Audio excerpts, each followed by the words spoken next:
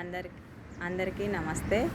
ఈరోజు యోగా క్లాస్లో sectional breathing, ఇది లేడీస్ ప్రాబ్లమ్స్ ఉన్నప్పుడు, మంత్లీ ప్రాబ్లమ్స్ ఉన్నప్పుడు ఉడ్యాన బంధ, మహాబంధ, భస్రిక అవి చేయకూడదు.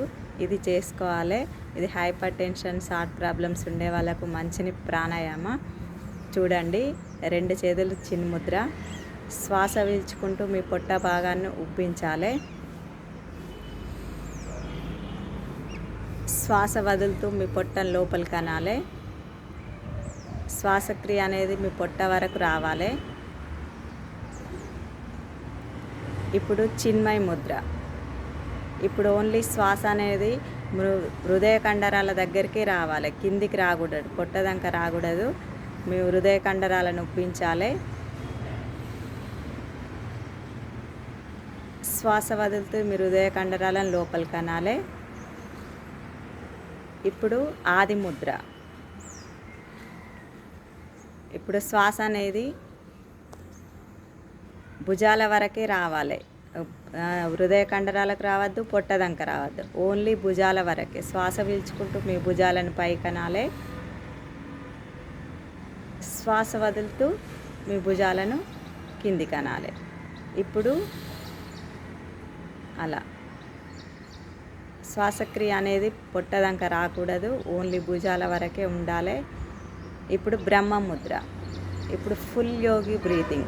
మీ శ్వాస అనేది పొట్ట నుంచి భుజాల వరకు పీల్చుకోవాలి, మళ్ళీ ఒక్కొక్క భాగాన్ని ఖాళీ చేసి రావాలి. శ్వాస పీల్చుకోవాలి నిండుగా, మళ్ళీ ఒక్కొక్క భాగాన్ని ఖాళీ చేసి రావాలి. ఇది ఫుల్ యోగి బ్రీతింగ్. ఇలా చేయడం వలన హైపర్ టెన్షన్ ఉండే వాళ్ళకు మీ బీపీ అంత నార్మల్కి వస్తుంది. ఇది మళ్ళీ ఇదంతా ఒక రౌండ్, మళ్ళీ చిన్ముద్ర, చిన్మయ ముద్ర, ఆది ముద్ర, బ్రహ్మ ముద్ర అట్లా చేసుకుంటూ